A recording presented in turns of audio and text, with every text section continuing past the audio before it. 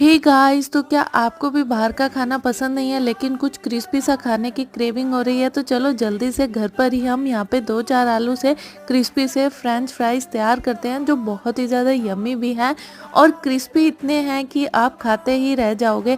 हालांकि थोड़ा सा अनहेल्दी ऑप्शन है, लेकिन फिर भी कभी कभी चीटिंग तो चलती है। तो यहाँ पे मैंने आलू लिए, उसको मैंने फ्रेंच फ्राइज की शेप में कट कर लिया था, फिर वॉश करके अच्छे से पोंछ लिया।